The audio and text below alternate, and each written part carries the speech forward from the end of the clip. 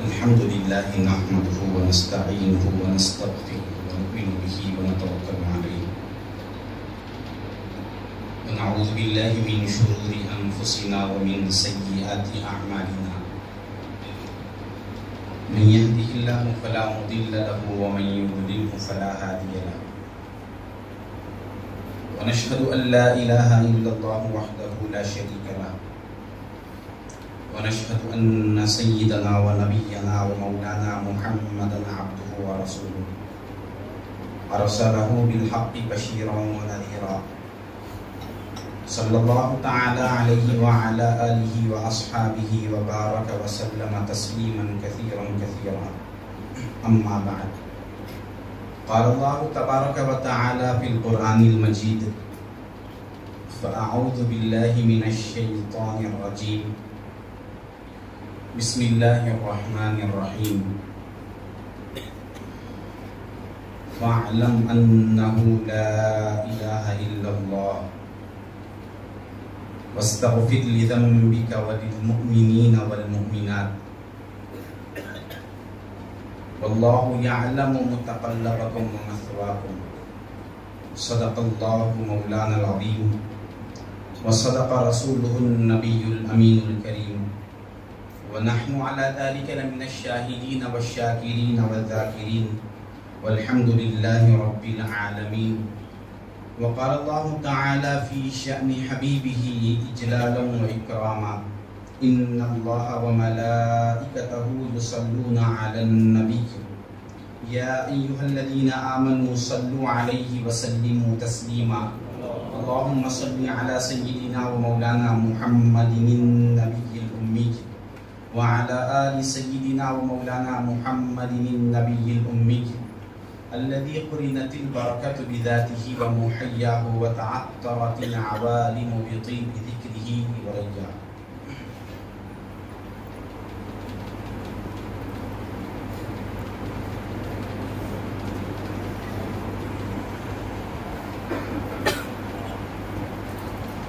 السلام علیکم ورحمۃ اللہ وبرکاتہ.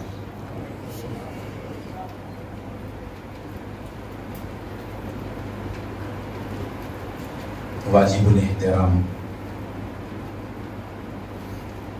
تقدس مآب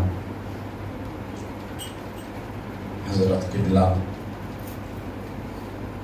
سجادہ نشین سلسلے عالیہ یعقوبیہ دامن برکاتکم، معزز خلفاء کرام، علماء نظام، برادران طریق، اللہ جل شأنہ و عم نوالہ کا بے انتہا شکر ہے کہ اس نے ہمیں سرکار دو جہاں صلی اللہ علیہ وآلہ وصحبہ وسلم کے امت بابرکہ میں پیدا فرمایا اور ہمیں اس پیدائش پر بے انتہا فخر عظیم عنایت فرمایا. بے پایا کرم ہے اس رب العالمین کا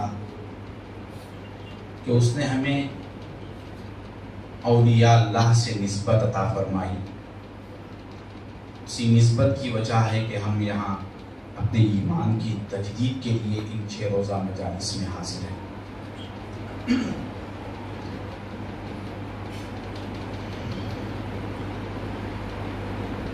محترم بزرگوں اور دوستوں،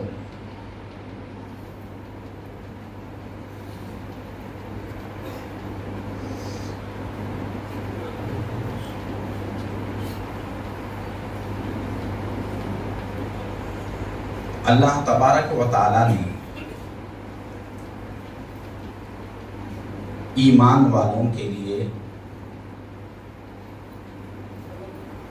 علم کی بہت بڑی اہمیت بتلائی ہے.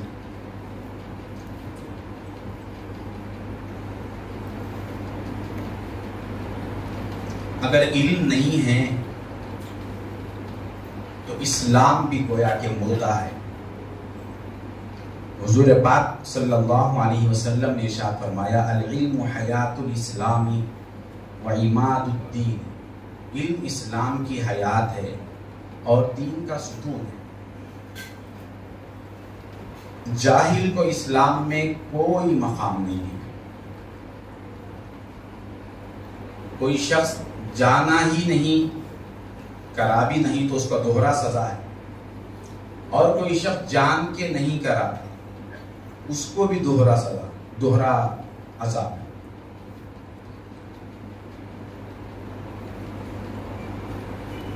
یہاں جو آیت کریمہ ہمارے سامنے بیان کی گئی ہے، اللہ تبارک و تعالی نے کلمہ طیبہ کے بارے میں، یہ آیت ہم بارہا سن رہے ہیں مگر ایک بار پھر کچھ تجدید کے لیے سنیں گے.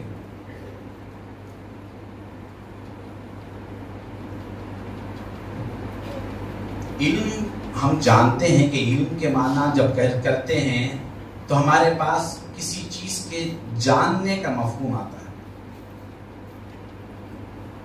اور سب سے بڑی غلطی ہمارے فہم کی یہ ہوتی ہے کہ اس کے معنی کو ہم نے صحیح لیا نہیں. اس کے معنی کو صحیح نہ لینے کی وجہ ہے کہ اس کے مصداق تک کبھی پہنچ ہی نہیں سکتے. ہمارے پاس علم کا معنی عموماً ایک خبر کی طرح ہے. ایک چیز پہلے معلوم نہیں تھی، اب وہ معلوم ہے. یہ علم نہیں ہے بلکہ یہ خبر ہے. اس آیت میں اللہ تبارک و تعالی خبر تو خود دے رہا ہے اور اس کے علم کی طرف بلا رہا ہے. اللہ نے اگر یہ کہہ دیا ہوتا کہ تم لا الہ اللہ کو جانو، اگر یہ کہہ دیتا تو اب لا الہ الا اللہ کی طرف آنے کا ایک مسئلہ الگ ہوتا تھا. اللہ تبارک و تعالیٰ نے وہ علم کیا ہے وہ بتا دیا یہاں پر کہ تم جانو لا الہ الا اللہ. اب لا الہ الا اللہ کا ایک معنی رکھیں کہ نہیں کوئی حاجت روا اللہ کے علاوہ، تو یہ بات یہاں بتا دی گئی، تو پھر اس کو جاننا کیا ہے؟ اللہ ہی حاجت روا ہے، یہ بات پہلے معلوم نہیں تھی، کوئی اور حاجت روا ہو سکتا ہے. اب یہاں بتا دیا گیا کہ اللہ ہی حاجت روا ہے، کوئی اور نہیں ہے، تو پھر اس کو جاننا کیا ہے؟ کیا چیز جاننا ہے وہ تو بتا دی گئی نا. پھر مزید جاننے کا کیا مطلب ہے یہاں پر؟ پھر جاننا کس کو کہتے ہیں؟ تو کوئی اور بات اللہ تعالیٰ بتا رہا ہے. ہمارے پاس علم کا صرف یہ مطلب ہے کہ ایک بات معلوم نہیں تھی، ایک بات معلوم ہے. اگر یہی علم ہے تو ایک بات سب کو جو معلوم ہے وہ معلوم کر لے کے ہم چلے جا سکتے تھے. 6 دن بیٹھنے کے کیا مقصد ہے؟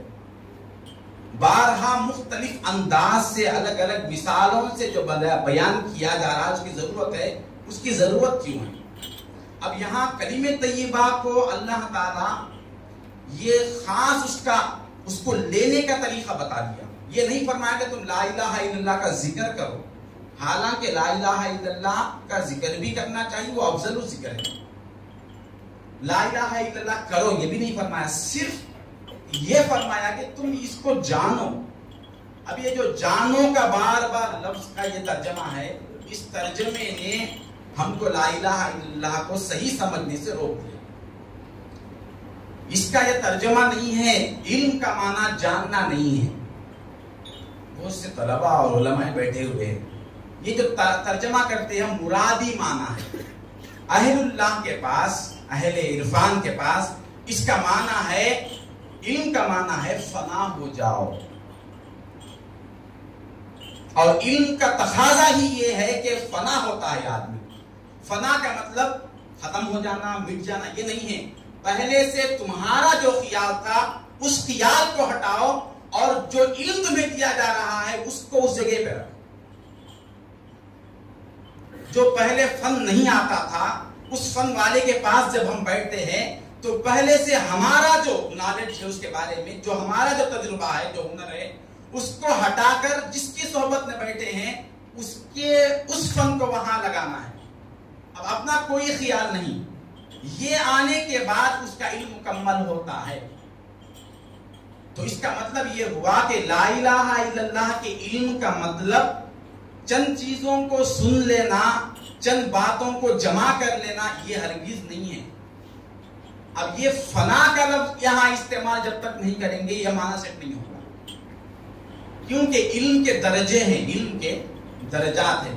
ہمارے پاس جو علم ہے وہ شک والا علم ہے، اسی لیے اللہ تبارک و تعالیٰ کی حاجت روا ہونے کا یقین سنتے ہیں، مگر جب شے سامنے آتی ہے کوئی اور وہ تقاضا کرتی ہے کہ میں تمہاری حاجت روائی کرتی ہوں، تو ہمارا ایمان دو طرف ہو جاتا ہے. اب ہم مستقل سنتے آ رہے ہیں اللہ کے سوا کوئی حاجت روا نہیں ہے. بات صحیح ہے، بالکل یہ بات صحیح ہے، اس کے سوا کوئی بات صحیح نہیں ہے. مگر کیا خیال ہے، ہماری جب حاجت پوری ہوتی ہے، حاجت کوئی سامنے آتی ہے، تو کیا خیال آیا ہم کو اللہ کا، کسی اور شے کا خیال آیا؟ جتنی اہمیت ہمارے پاس پیسے کی ہے یا جائیداد کی ہے اس کا وزن ہے، کیا اتنا ہی وزن اللہ کا ہے؟ اگر نہیں ہے تو یہ چیز سیکھنا ہے. یہ کیوں نہیں آ رہا ہے؟ شے جب سامنے آئی یہاں بیٹھنے تک ایک حال ہے، جب باہر جائیں گے جب تک ٹکٹ کے لیے پیسے نہیں دیں گے ٹکٹ نہیں دیں گے ہم کو. تو یہ پیسہ یہ بتا رہا ہے کہ تمہاری ضرورت تو ہم پورا کرنے والے ہیں. ہم یہ تو سن لیے کہ اللہ ہی حاجت روا ہے، 1200 بار بولے ہیں، اس سے زیادہ بھی بولنے کے لیے تیار ہے. مگر جب شے آتی، کوئی چیز آ کر حاجت روائی کو پیش کرتی ہے، میں تمہاری ضرورت پوری کروں گی، تو اس وقت ہم اس کو کیسے ڈیل کریں گے؟ اس وقت ہمارا اس کے ساتھ جواب کیا ہے؟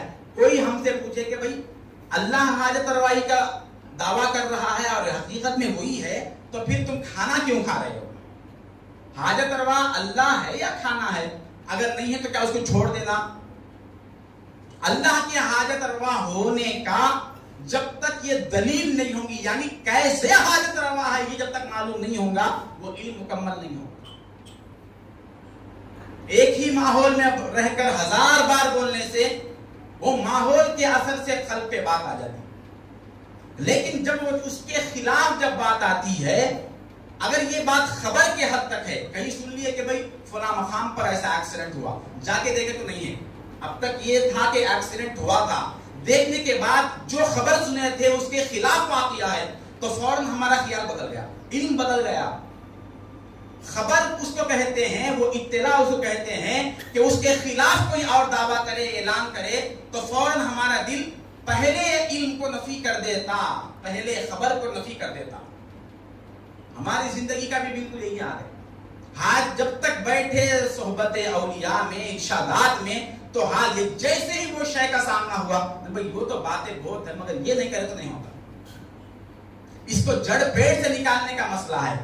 قرآن فَعْلَمْ کہہ کے یہ کہہ رہا ہے، علم سیکھ کے چلے جاؤ، یہ نہیں کہہ رہا ہے کہ تم لا الہ الا اللہ کے علم میں ایسے فنا ہو جاؤ کہ تمہیں کوئی شے حق کے سوا نظر نہ آئے. تم جس شے پہ بھی نظر ڈالو تو وہ تمہیں محتاج ہی نظر آئے، حاجت روا نظر نہیں آئے. جس شے پہ بھی نظر رکھو وہ مجبور ہی نظر آئے، وہ محتاج نظر نہ آئے. اس کے لیے ثبوت کی ضرورت ہے، اس کے لیے دلائل کی ضرورت ہے. جب تک وہ نہیں ہوگا، یہ کیسا ہے یہ معلوم ہے کہ اللہ مالک ہے تو صحیح ہے، مالک کیسا ہے، اس کے تقاضے کیا ہے، مالک کس کو کہتے ہیں، مالک میں علامتیں کیا ہے، یہ جس کے اوپر کھل جاتا ہے تو اس کو کوئی شے آ کر دعویٰ کر کے اس کے ایمان کو خراب نہیں کر سکتی. مثال اب اس کی معمولی یہ ہے، ہم ہزاروں چیز دیکھ لیں، ہمارا پرابلم یہ ہے کہ یہ شے ہے نا، میری سیلری ہے نا، اب میں کیا کروں اس میں، یہ میرا رب ہے یا اللہ میرا رب ہے. اسباب کے بارے میں جتنے بھی ذریعے ہیں ہمارے ضرورتیں کے، ان کا عقیدہ بعض لوگوں نے گمراہی والا لیا، بعض لوگ جو ہے اس میں الحاد میں گئے، بعض شرک میں گئے. سبب کو ہٹا دینا یہ بھی گمراہی ہے، یہ ذریعے کو ہٹا دینا یہ گمراہی ہے. سبب کو رکھ کے اس کے بغیر کام نہیں ہوتا سمجھنا یہ شرک ہے. سبب کو رکھتے ہوئے اس کو بے اثر ماننا یہ ایمان ہے. اور اللہ تبارک و تعالیٰ یہ سبب، یہ کاروبار یا پیسہ دیا کیوں ہے، اس کی وجہ کیا ہے؟ جب اللہ تبارک و تعالیٰ ہی حاجت روا ہے، ایک سوال ہے، اللہ ہی حاجت روا ہے تو پھر پیسہ درمیان میں کیوں ہے؟ اللہ ہی حاجت روا ہے تو یہ کھانا پانی کیوں ہے، یہ سب چیزیں کیوں ہیں؟ اصل میں یہ چیز رکاوٹ نہیں ہے بلکہ یہ اللہ کو سمجھنے میں معاون ہے۔ سبب کیا ہے؟ اللہ کو سمجھنے میں مددگار ہے۔ ہم نے اس کو نہیں سمجھا، اسی لیے شے کی حقیقت ہم نہیں سمجھے، اسی لیے نہیں سمجھنے کی وجہ سے محتاج کو حاجت روا سمجھ لیے، مجبور کو مختار سمجھ لیے، اس کی حقیقت کو سمجھا ہے نہیں۔ قرآن کریم یہ فعلم جو کہہ رہا ہے اللہ کی حقیقت پہ نہیں آیا ہے، اللہ کا علم لو نہیں فرمایا قرآن، لا الہ الا اللہ کا علم لو کہا، اور لا الہ کا آغاز ہو رہا ہے لا کے ساتھ۔ کلمہ طیبہ کا منشا تقاضا یہ ہے، کلمہ چاہتا یہ ہے کہ ایک الہ ہو اور کچھ نہ ہو، مگر جب ایک الہ کا اس بات کلمہ طیبہ کا مقصد ہے تو پھر شروع میں لا کیوں آیا، نہیں کا لفظ کیوں آیا؟ کلمہ طیبہ نہیں کے لفظ سے کیوں شروع ہوا؟ جب ہے کو ثابت کرنا ہے تو اس ہے کے ثبوت کے لیے نئی سے اس مضمون کا آغاز کیوں ہوا؟ یہ بتانے کے لیے کہ تم اللہ کو حاجت روا جاننے کے لیے، الوہیت کو سمجھنے کے لیے سب سے پہلے شے کی حقیقت کو سمجھو، ورنہ تم اللہ کو حاجت روا مان لیے، الہ کو سمجھ گئے، شے آتے ہی تمہارے ایمان کو برباد کر دے گی۔ اس کو پہلے سمجھو، اس کی حقیقت کو کھول کے رکھو سامنے، شے کو سمجھو۔ شے کو کیا سمجھنا؟ جیسا کہ صبح والی صحبت میں بتائے تھے کہ اللہ کو حاجت روا ماننا یہ بات کا سبق ہے، یہ دوسرا سبق ہے۔ پہلا سبق یہ ہے کہ پہلے مملوک کو سمجھو، پہلے تم محتاج بننا سیکھو، سب سے پہلے تم مجبور بننا سیکھو، ناقص بننا سیکھو، پھر اس کے بعد اللہ کیسا حاجت روا ہے آسانی سے بات سمجھنا۔ ہم نے کیا سمجھا نہیں؟ ہم محتاج کیسے ہے یہ نہیں سمجھا۔ ہم کا مطلب از فوق تسرا، کوئی بھی شے دیکھو، اس کو دیکھو تو یہ محتاج ہے۔ کس اعتبار سے ہے؟ جیسے ہم سبق کے بارے میں بات کر رہے تھے، یہ ذریعہ جو ہے، یہ ذریعہ اللہ کے حاجت روا ہونے کے خلاف نہیں ہے، اس کے موافق ہے، موافق ہے، خلاف نہیں ہے۔ کیوں ہے؟ کیوں موافق ہے؟ اللہ شے کو اس لیے پیدا کیا، اس میں یہ دیکھ کر کہ یہ بھی میری حاجت روائی کر رہا ہے نا، یہ بھی حاجت روا ہو سکتا، نہیں، یہ تمہیں حاجت روا کا پتہ دینے کے لیے آیا، کیونکہ اللہ تعالیٰ، اب اس کی وجہ کیا ہے؟ اب یہ جو بات عرض کی گئی ہے کہ شے، سبب، ذریعہ جو بھی ہوتا ہے جس سے ہماری ضرورتیں پوری ہوتی ہیں، یہ اللہ کے حاجت روا ہونے کو انکار کرنے نہیں، ثابت کرنے کے لیے آیا ہے۔ اس کی وجہ کیا ہے؟ آپ ہر شے کو اٹھا کر دیکھیے، اس میں کچھ کمالات ہے اور کچھ نقائص ہے۔ اللہ نے ساری کائنات کو اس طرح سے ڈیزائن کیا، ہر شے کو اٹھائیے، اس میں کچھ فائدے کی چیزیں ہیں، کچھ نقصان کی چیزیں ہیں، کچھ کمزوریاں ہیں، کچھ اس کی طاقت والی چیزیں ہیں۔ اب یہ جو اس کے اندر کمال نظر آیا تو یہ حاجت روا ہے، یہ گمان آیا۔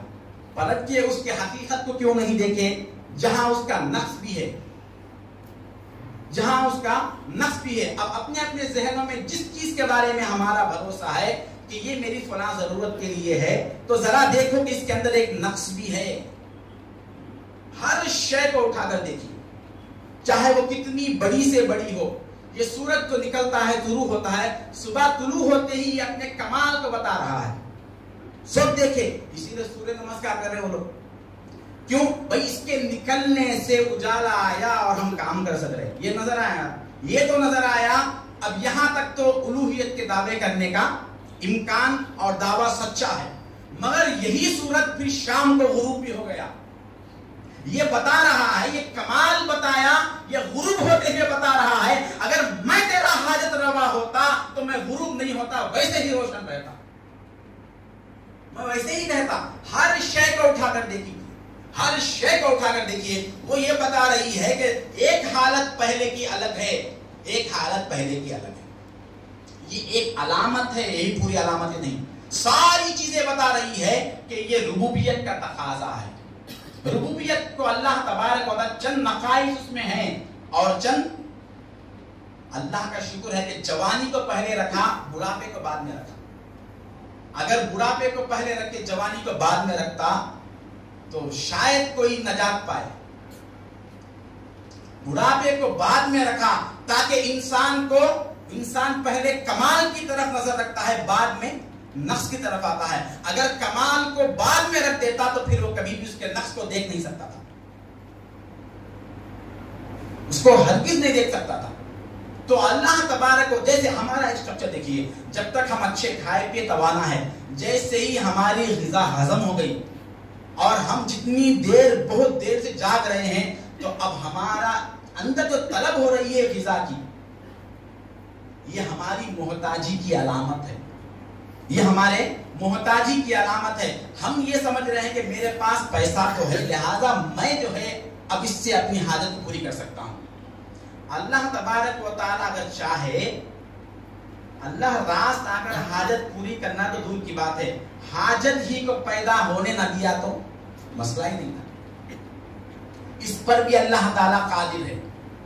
جنتیوں کا ایک طبقہ وہ ہے قیامت کے دن جن کو بالکل بھوک نہیں لگے گی. ابھی جنت کے بارے میں جو ہم باتیں کرتے ہیں کہ جنت میں نہریں ہیں، حوریں ہیں، وہ کھانے پینے کے سب چیزیں ہیں، یہ جتنی بھی باتیں ہوتی ہیں یہ انتہائی ادنا درجے کی جنت ہے. اب یہاں پر جتنے اس لیے انتہائی ادنا درجے کی جنت ہے کیونکہ یہاں پورے نفسانی مسائل بیان ہو رہے ہیں. غذا، جسمانی غذا،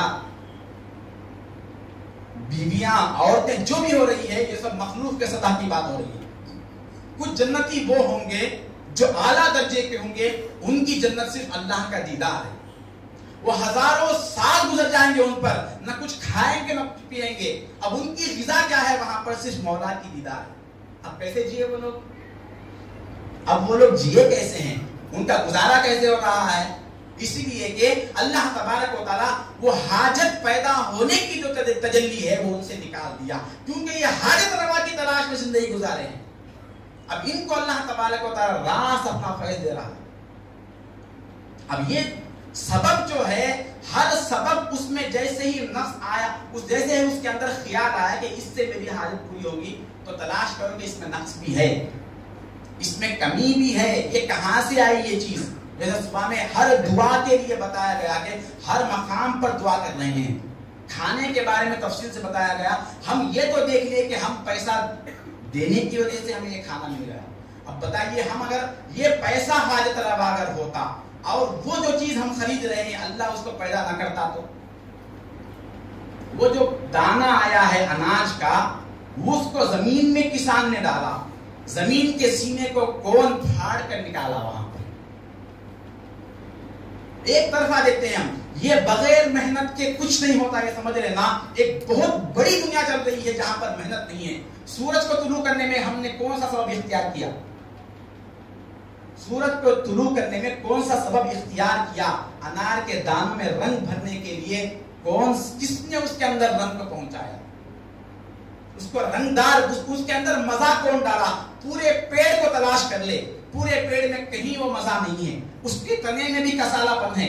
صرف وہ پھل توڑنے کے بعد اس کو پھاڑے، اس میں ایک پردہ بھی اللہ تبارک و تعالیٰ رکھا اور اس کو ایک ایک دانے کو ترتیب وار خوبصورت سے جوڑا ہے. اور ہر دانے میں پانی ہے، اس دانے پہ کوئی کور بھی نہیں ہے مگر پانی باہر نہیں نکلتا اس کا. یہ کون کیا ہے؟ یہ تو میں پیسہ دیا اس کی وجہ سے میری حاجت پوری ہوئی یہ سمجھ رہے ہیں. تو اس انار کو اگر اللہ بند کر دے، اس کے اندر رنگ نہ ڈالے، اس کے اندر رس نہ ڈالے، تو تم کہاں سے لاؤ گے؟ یہ قرآن کریم پیش کر رہا ہے، یہ پورا واقعہ قرآن بیان کر رہا ہے. ہر مقام پر یہ سورہ واقعہ جو آیا اس میں اللہ تفصیل سے فرمایا. اے ایمان والو، اے لوگو، تم ذرا غور تو کرو، یہ جو تمہیں بچے ہوتے ہیں، اولاد ہوتی ہے، ان کا خالق کون ہے؟ تم ہے یا ہم ہیں؟ نطفہ تو تم نے ڈال دیا، اب یہ سمجھ رہے کہ میں اس کا باپ ہوں، اس کے اوپر پورا اختیار ملا ہے. کام کیا کیا اس پہ؟ صرف ایک نطفے کو، اور اس میں بھی غرض بچہ نہیں ہے، اپنی خواہش کا اظہار ہے. اور اللہ کہہ رہا ہے تمہارا مقصد بھی نہیں تھا، وہ ایک قطرہ بوند ہے، اور اس کو اللہ تبارک و تعالیٰ نے ایک خوبصورت سا نقشہ بنا کر، چلنے پھرنے والا، حرکت کرنے والا بنا کر بھیج دیا. یہ کس کا کمال ہے؟ اس میں کس کا دخل ہے؟ جاتے ہیں اور ہر 3 مہینے میں 4 مہینے میں اسکیننگ کرا کے بچہ کیسا بنا. یہ تو دیکھ رہے ہیں کہ بچہ یہاں سے یہ اسٹیج کو آیا, اس کے اعضا بن گئے, گوشت بن گیا, اس کا دل دھڑکنے لگا, یہ سب دیکھ لیا ماشاءاللہ بچہ اچھا ہے, صحت مند ہے. یہ کیوں نہیں دیکھے وہاں اندر بیٹھا کون ہے جو اس کو اس طرح سوار رہا ہے, اس کو سوارنے والا کون ہے. 1000 بار اسکیننگ کرا لیے, وہ بچے کو تو دیکھ لیے, مگر اندر اس کو جو تصویر کشی کر رہا ہے اس کو ہم نے پہچانا ہی نہیں, کہ وہ جو بیٹھ کر پانی پر نقشہ بنا رہا ہے, پانی پر نقشہ بنا رہا ہے. دنیا کی آبادی 6 ارب ہے, 6 لاکھ ارب ہے پوری دنیا کی آبادی. ان میں سے کتنے انسان ہیں؟ 6 لاکھ ارب انسان ہیں. ایک کے فنگر پرنٹس دوسرے سے میچ نہیں ہوتے. اب دیکھیں تو سب کو ویسے ہی گول گول نظر آتا ہے. کہیں بھی کسی بھی مقام پر جا کر ایک دوسرے کو میچ نہیں ہوتے. اب ایک گاڑی کی چابیاں بنتے نہیں, کبھی ایک دوسرے کھل جاتے. غلطی سے جو ہے, میری گاڑی نہیں تھی, دوسری کی تھی, ایکٹیوا ہی تھی, وہ کھول دیا تو کھل نہیں. پھر دیکھے تو گاڑی ہماری نہیں. وہ صاحب آج بولے نہیں گاڑی ہماری نہیں, کھل کیسے گئی؟ وہ جو چابی کا نقشہ بنایا جاتا ہے وہ ایک حد تک ناممکن ہے دوسرے گاڑیوں سے کھلنا, مگر ایک حد پر جا کر کھل جاتے. اسی لیے تو چوریاں ہو رہی ہے. ایک چابی سے دوسرا قفل کھلنے کا امکان ہونے کی وجہ سے چوریاں ہو رہی ہے. ایک فنگر پرنٹ کو دوسرا کوئی میچ کر نہیں کر سکتا. باپ ہے بیٹا ہے, دونوں کا فنگر پرنٹ الگ ہے. ایک ہماری آنکھ کے اندر جو اللہ تبارک و تعالیٰ رکھا ہے, اب یہ آنکھوں کے ذریعے سے جو آدھار کارڈ لینے گئے ہم, آنکھوں کا جو عکس لیا گیا, ہمارا فوٹو لیا گیا, یہ کیوں لیا گیا؟ صورت بھی سامنے ہے نا. اس سے یہ پتا چلا کہ اندر جو ڈیزائن ہے آنکھ میں وہ 60 لاکھ کروڑ لوگوں میں سے ہر ایک کا جدا ہے. اس کو کس نے بنایا؟ کوئی بنا سکتے؟ اب جتنے انسان ہیں اتنے لوگ ہیں, ہر ایک کے چہرے پہ ایک ہی ناک ہے, 2 آنکھیں, 2 کان ہے, پورا وہی ہے. کسی کو 2 ناک نہیں ہے, کسی کو 1 آنکھ نہیں ہے, کسی کو 1 کان نہیں, وہی ہے. اور اسی حصے میں اللہ نے جوڑا ہے. ہر ایک کی شکل الگ ہے, کوئی ملتا ہی نہیں کسی کو. ہر ایک کی شکل الگ ہے, ہر ایک کا جدا گانا ہے. اب سوال ہوگا, بعض لوگ جڑوا پیدا ہوتے, دونوں الگ ہے بالکل, وہ 100% نہیں ہے. وہ ہماری نظر چونکہ اس کو دیکھی ہے, اس کے جیسے ایک کو دیکھی ہے, اس لیے یہ 2 برابر نظر آ رہے ہیں, مگر حقیقت میں ان کے اندر بھی تبدیلی ہے. یہ سائنس کہہ رہی ہے. یہ تو سمجھ میں آیا, خدا سمجھ. یہ اتنے تصویروں کو کھینچنے والا کون ہے؟ الگ الگ تصویروں کو یہ چھوڑیے, چال 6 لاکھ ارب جتنے انسان ہیں, ہر ایک کی چال ایک دوسرے سے الگ ہے. پیر وہی ہے, چال ہر ایک کی الگ ہے. ہر ایک کی زبان وہی ہے, دانت وہی ہے, ہر ایک کی آواز ایک دوسرے سے الگ ہے. میری آواز تمہاری, تمہاری آواز کسی کی اچھی کسی کی خراب, سوال وہ نہیں ہے. ہر ایک میں مختلف کر کے اللہ رکھا. یہ پتا دے رہے ہیں کہ یہ وہ کام ہے جو کوئی مخلوق نہیں کر سکتی. تم عاجز ہو, اللہ بتا رہا ہے. تم عاجز ہو, تم اس بات کو مانو کہ تم محتاج ہو. کس سے یہ بات کس سے سمجھ میں آئی؟ شے سے سمجھ میں آئی. شے سے عرفان حق مل رہا ہے, اور ہم حق سے دور ہونے کا سبب شے کو بتا رہے ہیں. خدا نے آپ کا عرفان نہیں تو کچھ بھی نہیں. پہلے اسی لیے فرمایا من عرف نفسہ, اپنے نفس کو پہلے, اپنے آپ کو پہلے پہچانو کہ تم کون ہو. اگر یہ بات تمہیں سمجھ میں آ جائے, فقد عرف ربہ, اس نے سمجھ لیا. جو حق کو سمجھ گیا, معرفت اللہ کا الگ سبق ہی نہیں بتا رہے ہیں اس جملے میں, یہ بتا رہے ہیں کہ تم اپنے آپ کو سمجھ گئے تو تمہیں وہی سمجھ میں آئے گا کہ اس کو اس طرح سے بنانے والا کون ہے. اللہ کے مالک ہونے کی دلیل کیا ہے؟ اللہ کے سوا کوئی خالق نہیں ہونا, یہ اللہ کے مالک ہونے کی دلیل ہے. اگر کوئی یہ ثابت کر میں مالک ہوں کسی شے کا ثابت کرنا ہے تو پہلے اس کے خالق ہونے کا ثبوت دو. خالق کا معنی کسی چیز کو جوڑ دینا, بنا دینا, یہ نہیں ہے. خالق کا معنی ہے ظاہر کرنا, اس کو ظہور دینا, اس کے اندر جو میٹیریل ہے وہ دینے والا. اب ہم بھی کوئی گھر بنا دیا, کس سے بنائے؟ گھر کوئی میستری ہے, کتنا بڑا میستری ہے, بناؤ نہ, ہم میٹیریل دیں کچھ بھی نہیں دیں گے, سیمنٹ کانکریٹ کچھ بھی نہیں دیں گے, بنا کے دکھاؤ. کتنا بڑا فیمس وہ بڑائی ہے, اتنا اچھے کاریگر کرتا, میں چکلا لکڑی نہیں دیتا, تم بنا کے دکھاؤ. لکڑی نہیں تو میں کیسے بناؤں گا؟ یہ کاریگر ہونے کے اعتبار سے اپنے آپ کو کامل بتا رہا ہے، مگر لکڑی کا محتاج ہو کر بتا رہا ہے کہ میں کامل نہیں ہوں۔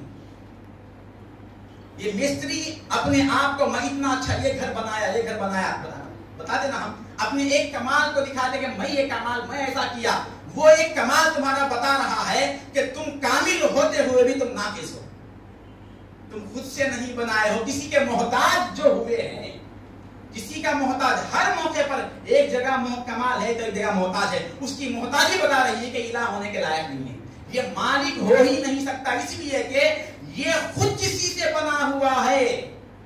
اب یہ کائنات کی ہمارا جو بھی وجود یہ سب بنا ہے، یہ وجود حق سے بنا، خلق السماوات والارض وما بینہما الا بالحق۔ بہت بڑے عالم صاحب تھے، وہ ایک مرتبہ پوچھ لے کہ بھائی تمہارے شیخ کیا پڑھے، ہمارے شیخ کیا ڈگری کیا فاضل ہے، عالم نے کچھ نہیں پڑھے، پھر تم اس سے زیادہ پڑھے ہو، پھر تم ان کے پاس کیوں جا رہے ہو؟ کہا کہ حضرت میں قرآن کا ترجمہ بھی سمجھ میں نہیں آیا، وہ ترجمہ کرتے ہیں، عربی کچھ بھی نہیں پڑھے، ترجمہ کیسا کرتے؟ کون سی آیت ہے؟ تو یہ آیت پڑھ کے بتایا، خلق السماوات والارض وما بینہما الا بالحق، زمین و آسمان کو اللہ نے حق سے پیدا کیا۔ بات سمجھ میں آئی آپ کو؟ حق سے پیدا ہوا، یہ حق کیا ہے؟ نہیں، حق سے پیدا کیا ہوا، اس کا ترجمہ وہ کرتے، انہوں نے کہا کہ خلق السماوات والارض بالحق، زمین و آسمان کو اللہ نے اپنے وجود سے پیدا کیا۔ بات کھل گئی، بات بڑی بات نہیں ہے، بڑی بات ہے، مگر حضرت کا فن تھا کہ بہت بڑے حقائق کو چھوٹی بات میں پیش کرتے تھے، بہت بڑی بات کو چھوٹے مثال میں پیش کرتے تھے۔ یہ ہوتا کیوں ہے؟ یہ اہل مشاہدہ ہی یہ کر سکتے ہیں، جو دیکھے ہیں ان کو بیان کرنا ہزار انداز سے بیان کرتے ہیں، جو دیکھے ہی نہیں وہ بیان نہیں کر سکتے۔ ہمارا علم سننے کے حد کا ہے، دیکھنے کا حد کا ہے۔ اب جو علم کی بات آئی ہے، علم کے یہ درجے ہیں، ایک ہے ایک علم خبر کے درجے پہ صرف سن لیے ہم، جیسے اگر میں ایک یہاں پر آگ اگر ڈال دیا، آگ کی صورت ڈال دیا تاکہ یہ آگ جو ہے جلاتی ہے، سب نے دیکھ لیا آگ جلاتی ہے، ایک بات معلوم ہوئی، یہ علم نہیں ہے، یہ خبر ہے، اطلاع ہے، یہ چیز اس کا کام کیا ہے معلوم ہوا، آگ جلاتی ہے۔ اب یہ علم جو ہے پختہ ہونے کے لیے مرحلے ہیں اس کے لیے۔ اب اگر اس کے دوران کوئی اور کسی مقام پر آگ کا ڈائیگرام بتا دیا کہ یہ جو آگ ہے، جو آگ نظر آ رہی یہ ٹھنڈے کا کام کرتی ہے، تو فوراً ہم مان جائیں گے کہ بھئی ہاں یہ ٹھنڈا کرنے کے لیے۔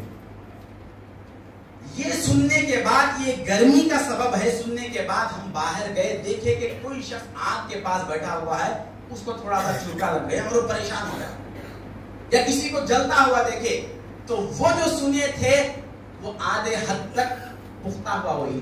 ہاں ہم نے سنا تھا کہ اس کا کام جلانا ہے، ہاں اب دیکھ لیے کہ ہاں یہ جلا رہی ہے، ابھی یہ علم مکمل نہیں ہوا۔ آگ کے جلانے کا ہم نے مشاہدہ کیا، اس کی کیفیت کو ہم نے ابھی حاصل نہیں کیا، کبھی اتفاق سے اس آگ کی گرمی ہم کو لگ گئی، ہمارا کوئی ہاتھ انگلی تھوڑا سا جل گیا، تو اب یہ علم کامل ہوا۔ ہاں وہ سنے تھے کہ آگ جلانے والی ہے اور دیکھے تھے کسی کو جلتا ہوا، اب خود پائے ہیں، اب معلوم ہوا کہ یہ آگ جلانے والی ہے۔ اب جب چرکا لگنے کے بعد ساری کائنات آ کر بھی کہے گی یہ آگ ٹھنڈا کرنے والی چیز ہے، نہیں مانیں گے، اب مانیں گے نہیں۔ اب کیوں نہیں مانیں گے؟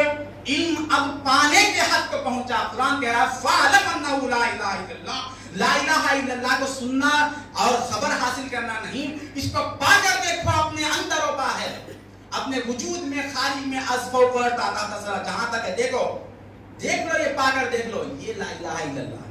قرآن فعلم کہہ کے کیا کہہ رہا ہے؟ الہ کو پانے کی بات کر رہا ہے، جاننے کے مطلب صرف خبر کے حد تک نہیں ہے۔ اسی لیے عرض کیا گیا کہ علم کا معنی جاننا نہیں ہے، علم کا معنی فنا ہونا اور پانا ہے۔ جب تک یہ معنی علم کا نہیں رکھیں گے، اب یہ جن کو یہ اس مقام تک جو پہنچیں گے ان کو کوئی ایمان سے ہٹا نہیں سکتا، کتنا بڑا بھی آ جائے تو وہ کیسے سے کیسا سبب آنے دو، اس کے اندر اس کو جب بھی اس پر نظر پڑتی ہے محتاج ہونے کی نظر پڑتی. ہم محتاج ہونا ہی نہیں ہے، ہر شے کو محتاج دیکھنا ہے، ہر شے کو مملوک دیکھنا ہے، ہر شے کو جو بھی نظر آئے سامنے. بھائی ان کی تنخواہ 1.5 لاکھ روپے ہے. اب ایک صاحب بار بار ریپیٹ کرے گا معلوم 1.5 لاکھ روپے. جی اچھی بات ہے. ہمارے حضرت قبلہ کا واقعہ سنیے. ایک بے نیازی تھی. ایک شخص جو ہے کہیں تعمیر کا مسئلہ تھا، 1 لاکھ روپے لا کے دیا. انہوں نے مرید بھی نہیں تھا. کہا کہ حضرت میں 1 لاکھ روپے دینا چاہتا ہوں. حضرت نے اس سے 1 لاکھ روپے کی گڈی کو یوں پکڑ لیں سامنے. اچھی بات، ٹھیک ہے، جزاک اللہ، اللہ کو جزائے خیر. جیسے کوئی ایک 10 روپے کی نوٹ دیا ہے یوں بازو رکھ دی، اس کو گنے بھی نہیں. ارے ماشاءاللہ آپ 1 لاکھ روپے دیے. جزائے خیر، آپ بیٹھیے چائے منگا لیں. یہ کچھ نہیں کی، وہ لے کے سائن پر رکھ دی. وہ شخص اس کا چہرہ بالکل بدل گیا. 1 لاکھ روپے دیا، کوئی میری تعریف نہیں. کیا ہے نظر میں. بعد میں جو ہے وہ منگلگیری میں ہوا واقعہ. حضرت قبلہ چلے گئے. وہ شخص جو ہے وہاں کے جو شاہ صاحب تھے، منیر شاہ صاحب، ان سے پوچھا کہ 1 لاکھ روپے دی، کوئی اہمیت ہی نہیں ہے ہماری. کہا کہ تم کس کے لیے دیے؟ وہ اچھا جواب دیا. آپ کس کے لیے دیے؟ اللہ کے لیے دیے. اللہ کے لیے دیے تو پھر حضرت سے کیوں تعریف چاہ رہے آپ؟ اللہ کو دیا، اللہ کو پہنچ گئے. وہ نہیں 1 لاکھ روپے ان کے پاس اس کی اہمیت نہیں ہے.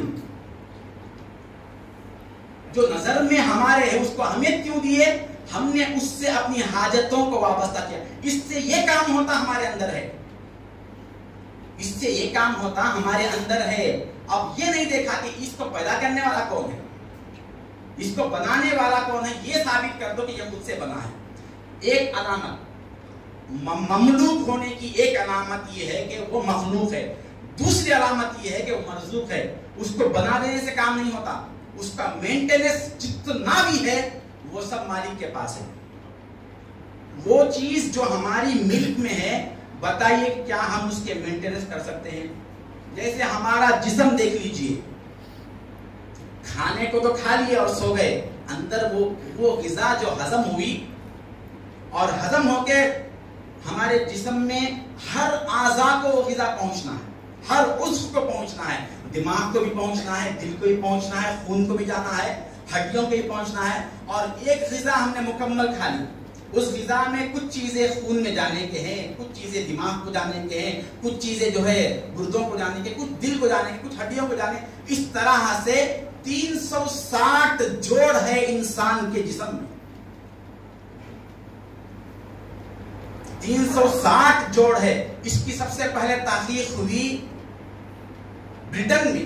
اس نے ایک بہت بڑا کانفرنس کیا اس ڈاکٹر نے، پی ایچ ڈی کیا اس پہ، ہڈیوں پہ، اور سب کو جمع کیا کہ انسانی جسم میں کتنے جوڑ ہے میں جان لیا.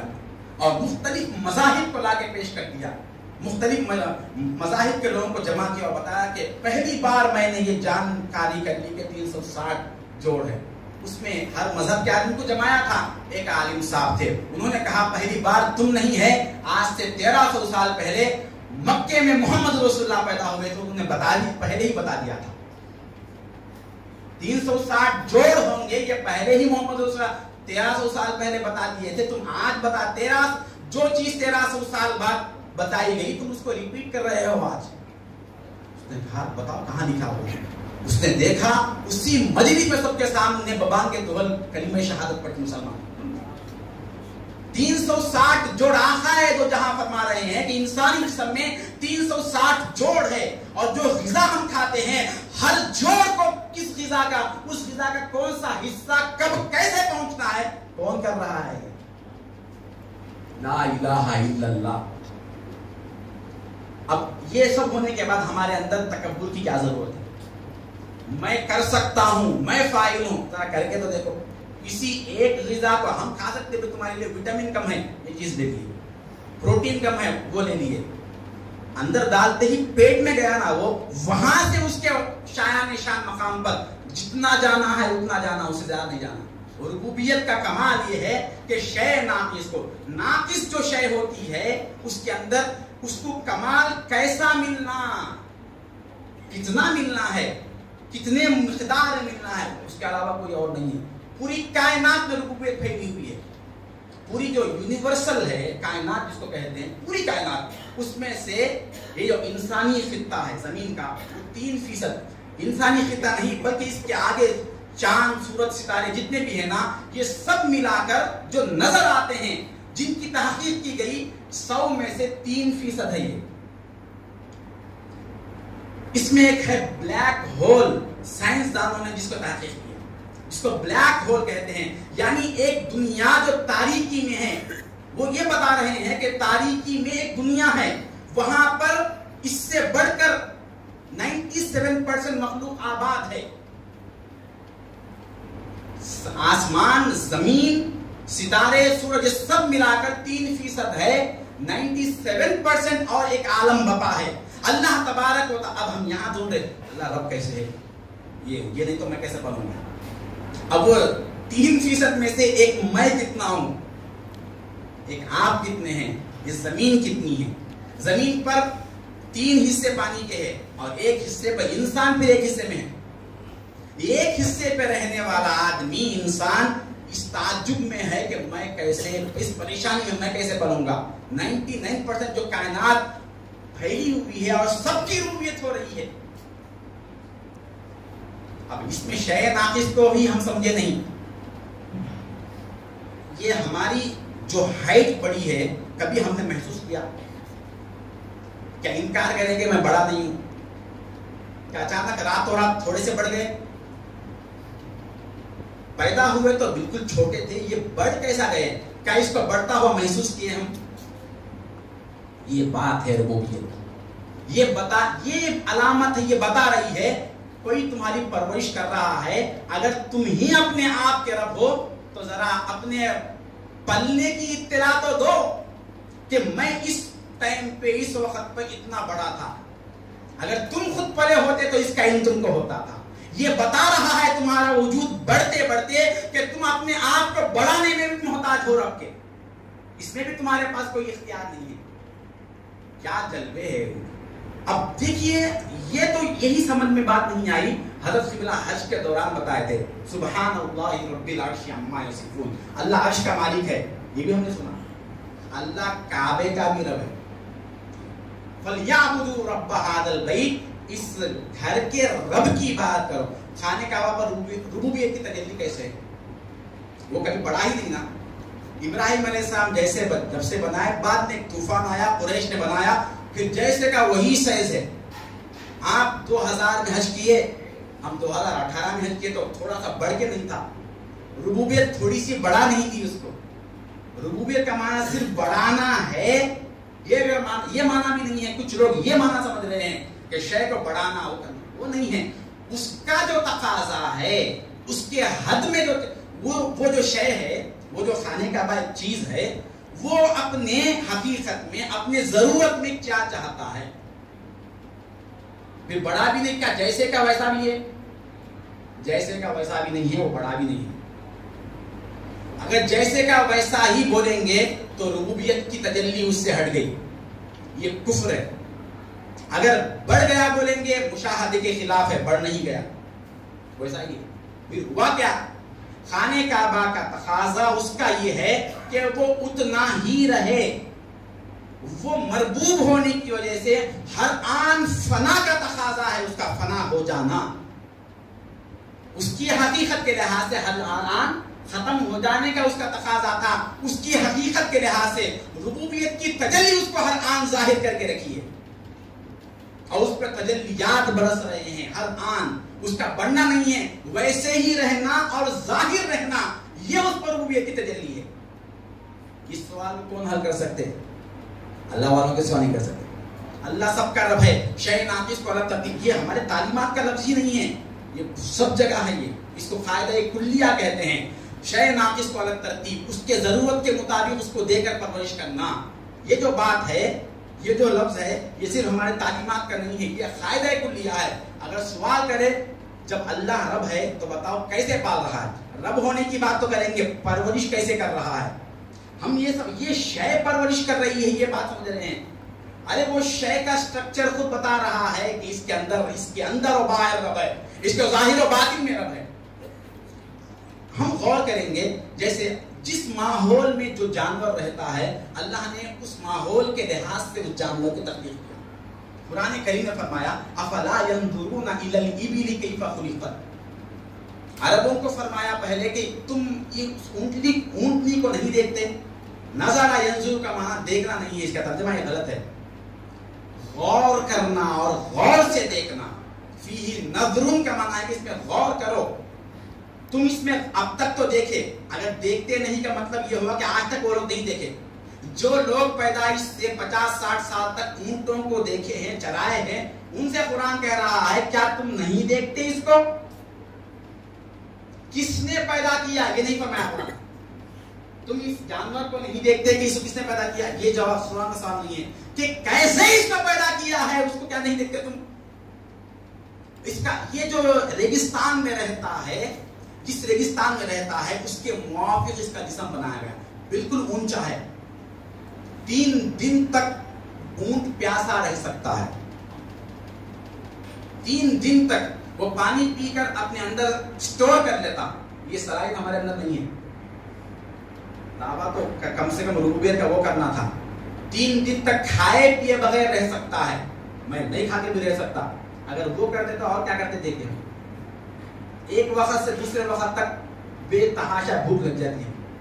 3 دن تک رہتا وہ پانی اسٹور کر کے. وہاں اس کو کیوں رکھا؟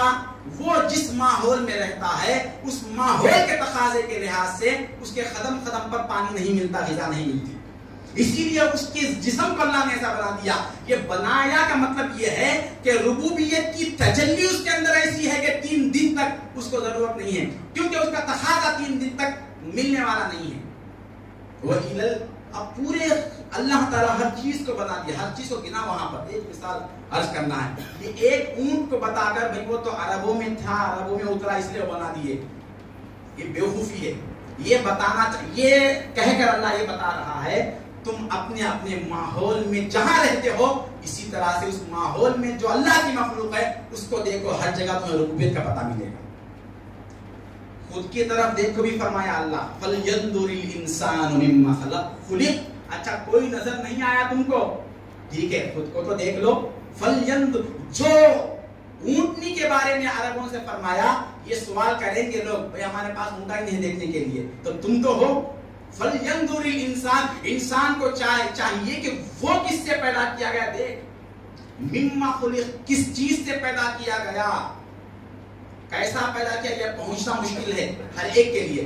کس چیز سے بنایا، کس چیز سے بنایا دیکھو، غور تو کرو تمہارے اندر اور باہر کون ہے. تو اللہ تبارک یہ سبب جو رکھا ہے، بات یہ عرض کرنا ہے کہ اسی میں ہمارے مولا کی تلاش ہے، اسی میں مولا کے جلوے ہے. ہر چیز دیکھیے وہ بات عرض کر رہا تھا جیسے ہم نے ایک نطفہ ڈال دیا، اس نطفے میں انسان پیکر انسان بننے کی صلاحیت نہیں تھی. افرأیتم ما تمنون اانتم تخلقونه ام نحن الخالقون.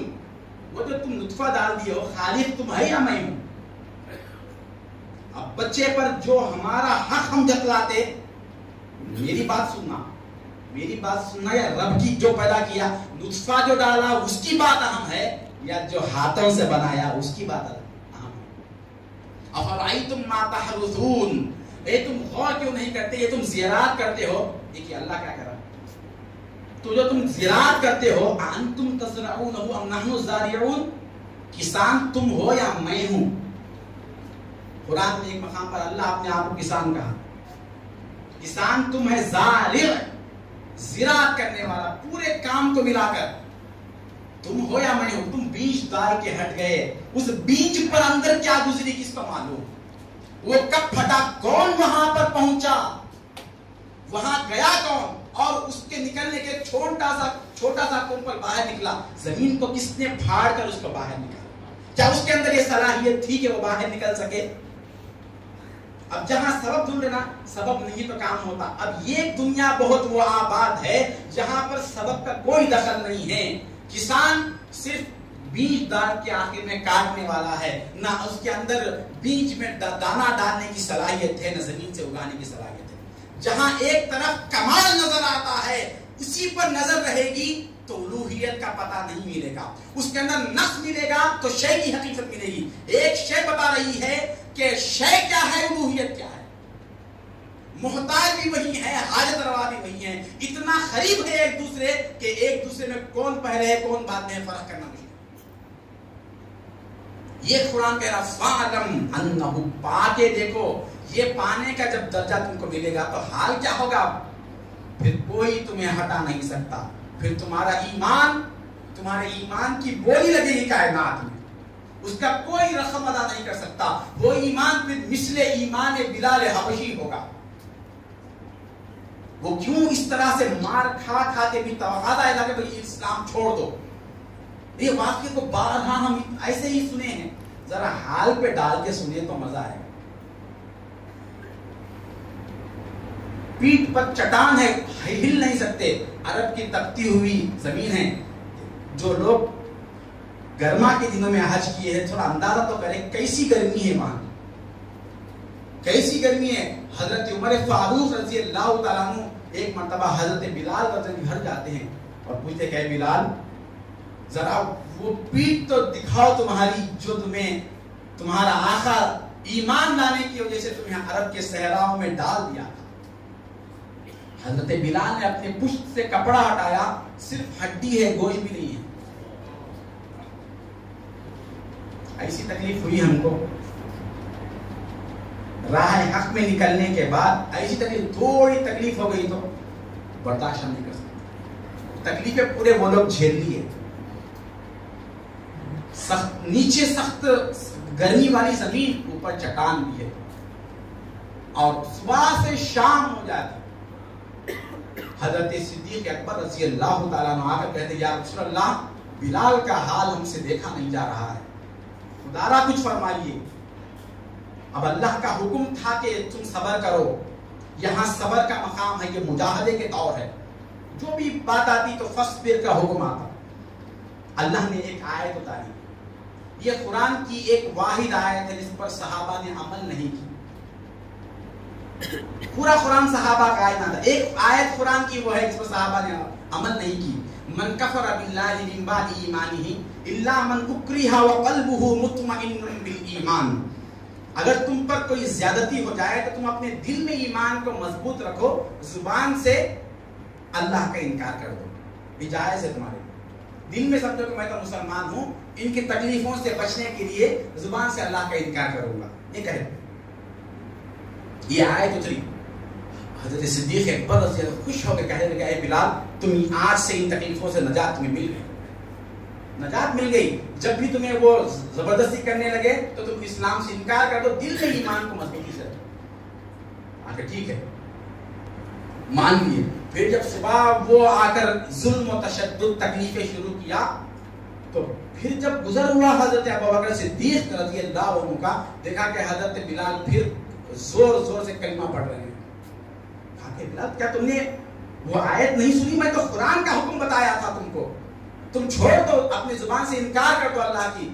جواب ارشاد فرماتے ہیں اے صدیق اکبر، اے ابوبکر، تمہاری بات صحیح ہے، مگر جب میری زبان میں کھولنے کی کوشش کرتا ہوں اللہ کو انکار کرنے کی تو میں جرأت نہیں کر سکتا۔ جس رب پر ایمان میں لایا ہوں میں اس کو اپنے سامنے دیکھ رہا ہوں، اس کو سامنے رکھتے ہوئے میں اس کے خلاف کیسے بات کروں؟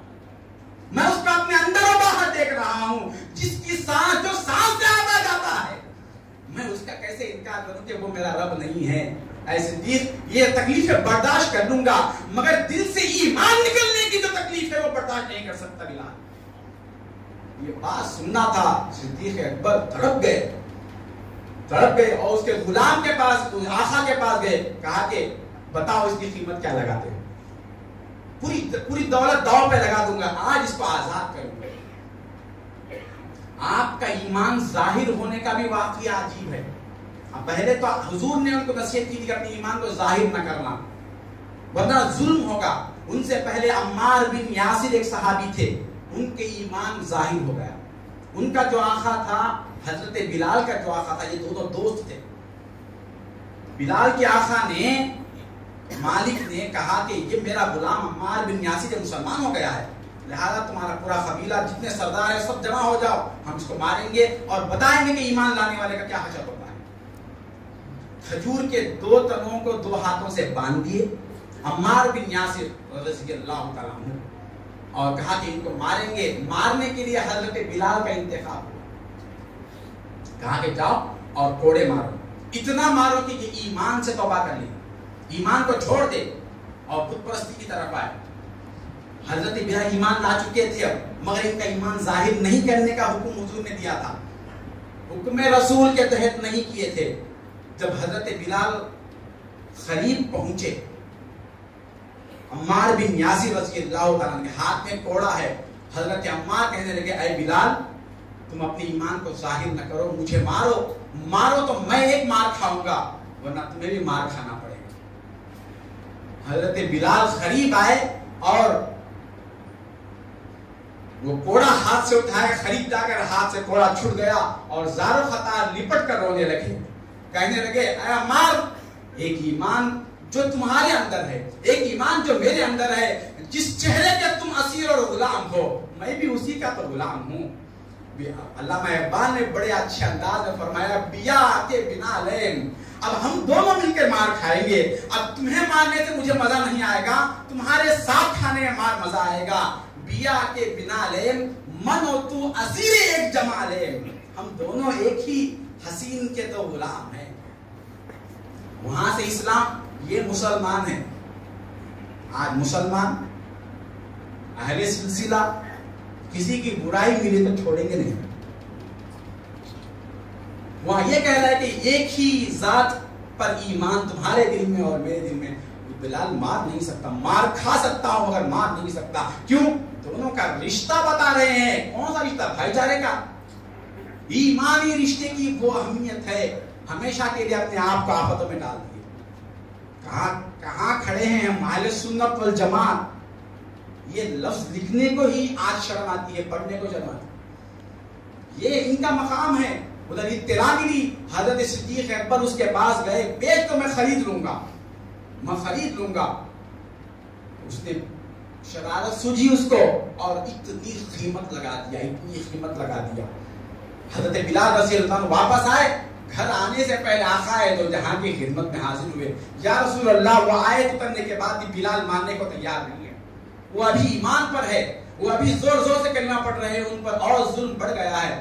یا تو کیا تم نے کیا سوچا؟ کہا کہ یا رسول اللہ جو ہو سو ہو, ساری دولت لٹا دوں گا اور بلال کو خرید لوں گا, مجھے اس کا ایمان پسند آ گیا. صدیق کے پاس تو اگرچہ کہ وہ ایمان نہیں ہے مگر اس کے ایمان کا کچھ صدقہ مجھے قیامت کے دن مل سکتا ہے, میں خریدنا چاہتا ہوں. یہ کہہ کر حضرت صدیق اکبر جا رہے تھے.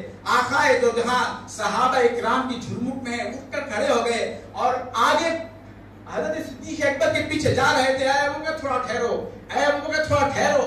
کہا کہ یا رسول اللہ آپ کہاں تشریف لا رہے ہیں؟ کہا کہ اے صدیق, بلال کو جب خرید رہے ہو میں بھی بلال کے خریداری میں شامل ہونا چاہتا ہوں. میرے گھر میں 2 دن کے فاقے ہیں, مجھے کچھ پیسہ قرض دے دو, تم ہی دے دو, میں تم کو دے دوں گا, بعد میں اس کے پیسے ادا کر دوں گا. قیامت کے دن میں دیکھ رہا ہوں کہ اللہ تبارک و تعالی میزان کو رکھے گا اور اچانک اعلان کرے گا سارے نبیوں کو ہٹاؤ, سارے مقربین کو ہٹاؤ, سارے اولیاء کو ہٹاؤ, اس شخص کو بلاؤ جس نے بلال کی قیمت لگائی ہے. یہ کیا تھا اس کے اندر؟ اس بلال نامی ذات میں کیا تھا؟ یہ تھا میرا سب کچھ برداشت ہے, دل سے ایمان نکلا, میرے رب کو جو میں پا کر دیکھ رہا ہوں, فَعْلَمْ أَنَّهُ لَا إِلَهَ إِلَّا اللَّهُ کے جو مصداق بنے ہوئے ہیں وہ پیش کر رہے ہیں. آقا ہے تو جہاں خریدار بن رہے ہیں, وہ چیز کی کیا قیمت ہوگی؟ کہا کہ میں بھی خریدنا چاہتا ہوں, مجھے محروم نہ کرو. یہ حضور کے الفاظ ہیں, مجھے محروم نہ کرو اس کی خریداری میں. حضرت صدیق اکبر نے کہا یا رسول اللہ میرا صدیق کا مال ہی کہاں ہے؟ جب سے بکے ہیں آپ کے ہاتھ پر, میں خود نہیں بکا, میں بھی آپ کا ہوں, میرا سب کچھ مال بھی آپ کا ہے. یا رسول اللہ پورا ہی مال آپ کا ہے, آپ کے ہی مال سے آپ کے غلام کو خریدنے جا رہا ہوں. کیا یہ کافی نہیں ہے؟ اب تشکیل کرنے کی ضرورت ہے ہم کو, تشکیل کرنے کی بھی کوئی اہل طریق کو ضرورت ہے. کہیں سے سن لی ہے بس بھئی یہ کہیں تعمیر ہو رہی ہے, میرا کیا ہے, آگے لکھا آتا ہو اور انکار کرنا بھائی تمہیں نہیں, پہلے سے لوگ دے دیے ہیں, اب دینے کے لیے جگہ نہیں ہے. یہ تو ہونا اہل طریق, کیونکہ اس کا مال نہیں ہے. فرق یہ تشکیل سے سمجھ میں بات نہیں آتی. बात समझ में ला इलाहा इल्लल्लाह से आती है। जैसा हजरत ने हुक्म दिया तो मैं ये आयत पढ़ दी कि ये माल बोलने से नहीं होता, पहले ये साबित करना है कि माल तुम्हारा है का पेश करो, अगर है तो सलामत रख ले। वो माल की कीमत ही नहीं है, ये माल की कीमत है, माल वही है। अरे माल छोड़ो, दिल वही दिल है कि आते रहे सरकार जहां, दिल वही दिल है कि आते रहे सरकार जहां, और जान वो जान है जो यार पे कुर्बान हो जाए। तुम जो चाहो तो मेरे दर्द का दरमा हो जाए, वरना मुश्किल है कि मुश्किल मेरी आसान हो जाए। क्या बातें थी। तो ये ईमान की बोली लगी है, उनके ईमान की ताकत। अब इसके लिए अल्लाह की नुसरतें हैं। हमारे लिए नुसरत परेशान क्यों है कलिमा पढ़ने वाला? वो थोड़े से रिस्क कर्जा पूरे नहीं हो रहे, कारोबार सही नहीं हो रही, ये बोलने की बात, ये बोलने का जुमला अहले तरीक, ये अहले तरीक वो जिसके अंदर और बाहर हाजत रवा का इल्म कूट कर डाल दिया गया, और ये देख रहा है, ये परेशान है कि मुझे हाजत रवा नहीं मिला, और हर एक से पूछने गए। हम हमारे अंदर कलिमा उतरा है, इसकी अलामत ये है हाजत जैसे ही आई है हाजत रवा की याद आ जाए। ऐ अल्लाह तू मेरा हाजत रवा, मैं क्यों मोहताज बना हूं, मैं क्यों भूखा हूं, या तो तेरी हाजत रवा ये गलत है, ये हो ही नहीं सकता, इसीलिए रुकी हुई है कि तुझे हाजत रवा नहीं मिला। ईमान की कीमत वो है, ईमान कभी जाया नहीं होता। वो शख्स कभी बर्बाद, कलिमा पढ़ने वाला बर्बाद हुआ ये तारीख नहीं है। इसका अमल जमाने जाहिलियत में करके भी लोग फायदा पा गए। लोग जमाने जाहिलियत में एक सहाबी रसूल आखाए दो जहां के खिदमत में हाजिर होते हैं, अभी ईमान नहीं लाया, उनका नाम था सासा बिन नाजिया, तबरानी में हदीस आई है। वो हुजूर पाक सल्लल्लाहु अलैहि वसल्लम की खिदमत में हाजिर होते हैं और अर्ज करते हैं, या ईमान लाए, ईमान कबूल कर दिए, और एक सवाल करते हैं, या रसूल अल्लाह, आपने फरमाया कि इन्नल इस्लाम यहदिमु मा काना क़ब्लहु, इस्लाम पिछले सारे गुनाहों को, जो कुछ जिंदगी थी उसको मेट देता है, अब साफ जिंदगी इसको मिलती है। या रसूल अल्लाह, मैं ज़माने जाहिलियत में इस्लाम से पहले जो अमल किया हूं, क्या उसका अजर मुझे मिलेगा? उसूल तो ये है कि ईमान के बाद ही अमाल का एतबार है, मगर ईमान का जो अमल होता है उससे ईमान की तौफीक मिलती है। ईमान लाने के बाद कुफ्र का अमल हुआ तो कुफ्र से ईमान, कुफ्र की तरफ चले जाता है निकल कर ईमान से। इसको औसाफ ईमान और औसाफ कुफ्र कहते हैं तालीमात। औसाफ कुफ्र ईमान लाने के बाद आए तो वो क्या होगा? ईमान लाने के बाद कुफ्र की तरफ चले जाएगा। औसाफ ईमान हालत कुफ्र में है तो उसको ईमान की तौफीक मिलेगी। ये खातिमा बिल खैर होने न होने का पूरा फलसफा इसमें। तो वो सहाबी रसूल अर्ज करने लगे, या रसूल अल्लाह, मेरे माँ बाप आप पर कुर्बान हो, ज़माने जाहिलियत में मैं एक नेकी करता था, क्या उसका अदर मिलेगा मुझको, या ईमान नहीं था इसलिए नहीं मिलेगा? हुजूर ने पूछा कि वो नेकी क्या है बताओ। उन्होंने फरमाया, या रसूल अल्लाह, मेरे पास 3 ऊंट थे, उनमें से 2 ऊंट कहीं गुम हो गए सहरा में। मैं उन 2 ऊंटों को तलाश करने के लिए एक ऊंट पर निकला। तलाश करता करता मैं एक बदवी के पास पहुंचा जो गांव का रहने वाला है। उसके पास देखा कि उसके झोंपड़े के सामने वो 2 ऊंट बंधे हुए हैं। मैं उसको जाकर कहने लगा, अल्लाह की कसम ये 2 ऊंट मेरे हैं, मैं इसको ढूंढने के लिए आया हूँ। वो बड़ा ईमानदार था। उन्होंने कहा कि उसने कहा ये यहाँ आ गए थे, शायद इन ऊंटों का मालिक तलाश करते हुए आएगा, इसलिए मैंने बांध कर रखा, ले जाओ खुशी से। जब ये ऊंटों को खोल रहे थे तो अंदर से बांदी आवाज दे रही है, बांदी बुला रही है, जरा अंदर आओ, जरा देखो। तो वो शख्स कहने लगा, मेरे आने की जरूरत नहीं, लड़का है या लड़की है इतना कहो। तो ये सहाबी कहने लगे, क्या माजरा क्या है, लड़का क्या लड़की क्या, वो तुम्हें बुलाई और तुम जो है लड़का है या लड़की ये पूछ रहे हो, मसला क्या है? तो उसने कहा कि मेरे बीवी की जचकी हो रही है, मैं ये पूछ रहा था कि लड़की हुई या लड़का हुआ, ये बताओ। یہ کیوں پوچھ رہے ہو؟ لڑکا ہے تو دیکھنے کے لیے آؤں گا، اگر لڑکی ہے تو دیکھنے کی بھی ضرورت نہیں، گھر کے پیچھے گڑا ہے اس میں دفن کر دو۔ میں یہ پوچھ رہا تھا، لڑکا ہے وہ دیکھنے آؤ ورنہ نہیں۔ اب یہ گفتگو ہو ہی رہی تھی کہ باندھی نے کہا کہ لڑکی ہوئی، اب یہ اس کو دفنانے کی بات کرنے ہی والا تھا، تو انہوں نے کہا کہ اب تم کیا کرنے والا ہو؟ برابر اس کو دفن کر دوں گا۔ کہا کہ اگر اس کو میرے حوالے کر دو تو اس کے بدلے میں کیا لوگے؟ تو اس نے کہا، اس نے ابھی سوچ رہا تھا تو صحابی نے کہا کہ یہ 2 اونٹ لے لو اور اس لڑکی کو میرے حوالے کر دو۔ اس کو شرارت سوچی، اس نے کہا 2 اونٹ نہیں، جس اونٹ پر تم آئے ہو وہ بھی اگر دے دو گے تو پھر یہ لڑکی تمہیں دوں گا۔ لڑکی پہلے سے بوجھ ان کے نظریے میں، پھر اس کے ساتھ 3 اونٹوں کو لے لیے۔ انہوں نے کہا ٹھیک ہے یہ 3 اونٹ لے لو، ایک غلام کو بھیجو میرے ساتھ تاکہ وہ مجھے اور اس لڑکی کو کسی اونٹنی پر میرے گاؤں تک پہنچا دے۔ یہ لے کر آ گئے، اور ان کے پاس تو غریبی تھی، بچے کو اس بچی کی پرورش کرنے کی صلاحیت نہیں تھی، تو انہوں نے پڑوسن میں کسی کو دے دیا اور اس کا پورا خرچ ہر مہینہ محنت کر کے ادا کرنے لگے تاکہ اس بچی کو پالو، اس کو پرورش کرو۔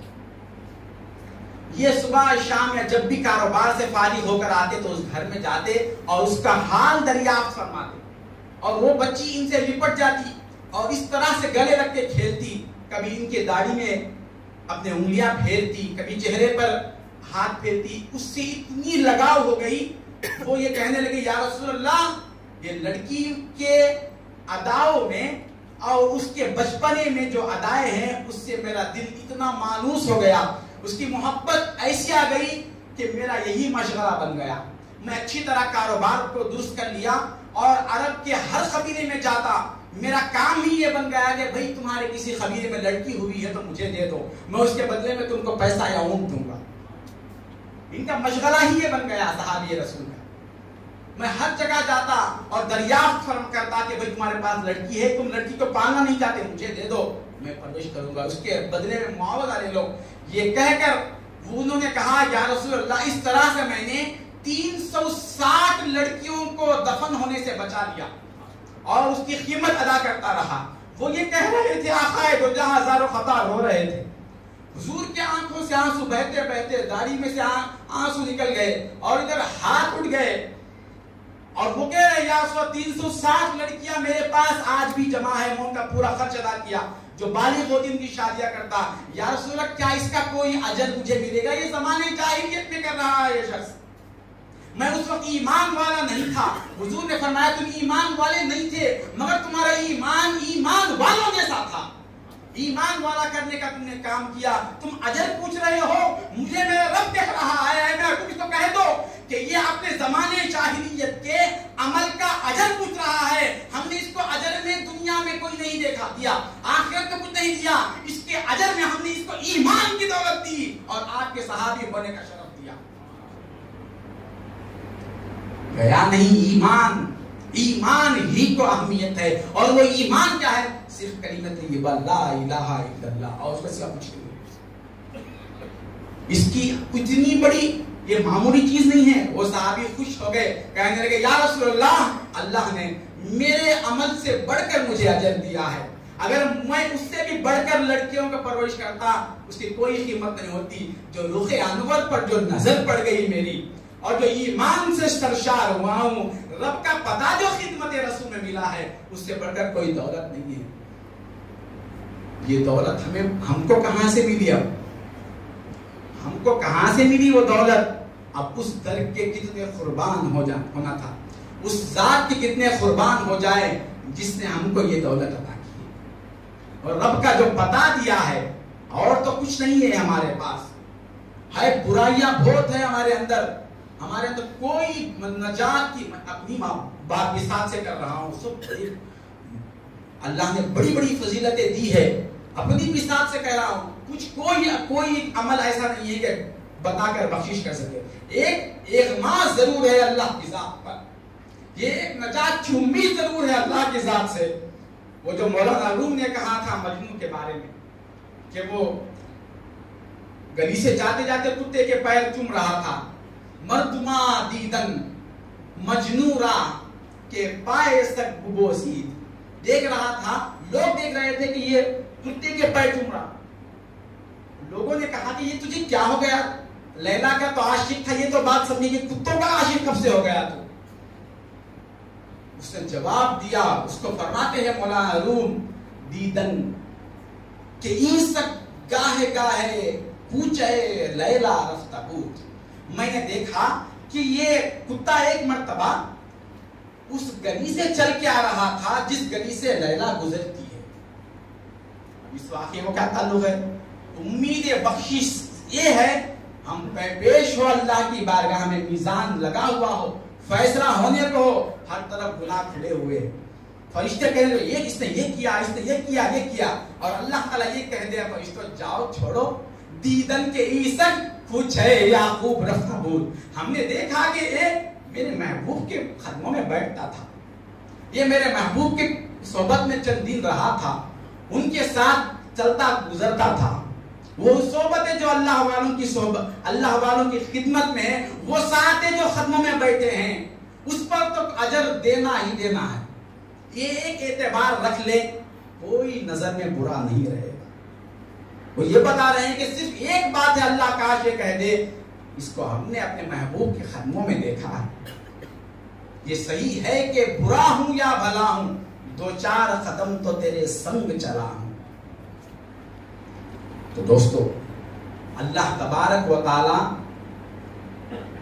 جس کو خیر دینا چاہتا ہے، جس کو کچھ نوازنا چاہتا ہے، اس کو اپنا پتہ دیتا ہے، اور اس کا پتہ جس کے پاس ہے اس کا پتہ دیتا ہے. جس کو دنیا مل جائے وہ خیر پہ نہیں ہے، مال پہ مال بڑھ رہی ہے، جائیداد پہ جائیداد بڑھ رہے ہیں، گھروں پہ گھرے بن رہے ہیں، علامت ہے. یہ نعمت ہو سکتی ہے مگر زوال کا سبب بہت زیادہ ہو سکتا. جس کو اللہ برباد کرنا چاہے پہلے دولت کے دروازے کھول دیتا اور اس کے ساتھ ساتھ دین سے دوری کر دیتا. دین سے دوری کا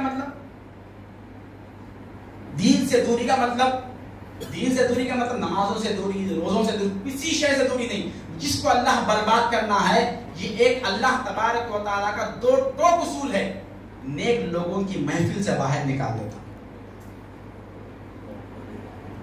اس کا اصول، اس کا ثبوت اللہ تبارک و تعالیٰ قرآن کریم میں جا بجا دیکھیے. جس نبی کے قوم پر اللہ عذاب لاتا تھا، اس نبی کو کہتا کہ تم عذاب فلاں وقت آنے والا ہے، تم نکل جاؤ یہاں سے. کیوں بھائی؟ کیا اللہ تعالیٰ دے نہیں سکتا؟ اللہ کو قدرت نہیں ہے کہ نبی رہتے ہوئے ان کو ہلاک کر دے؟ قدرت ہے اللہ کو، مگر یہ سنت نہیں ہے مولا کی. وہ یہ کہتا ہے کہ میرا محبوب بھی کسی بستی میں ہو اور اس پر عذاب لاؤ، یہ نہیں ہو سکتا. نوح علیہ السلام کہا کہ صبح ہونے سے پہلے نکل جاؤ تم یہاں سے، ہم بستی پر عذاب لائیں گے. وجہ کیا ہے؟ اللہ یہ بھی کر سکتا تھا کہ جتنے لوگ ہر پتھر پہ ایک نام لکھا ہوا تھا جس کو لگنا ہے، تو اللہ یہ بھی کر سکتا تھا کہ حضرت لوط علیہ السلام کو محفوظ کر لیتا اور ساری بستی کو ہلاک کر. اس پر قادر ہے، مگر اللہ بتانا چاہتا ہے کہ ہمارے نیک لوگوں کے رہتے ہوئے ان کو عذاب نہیں دیتے.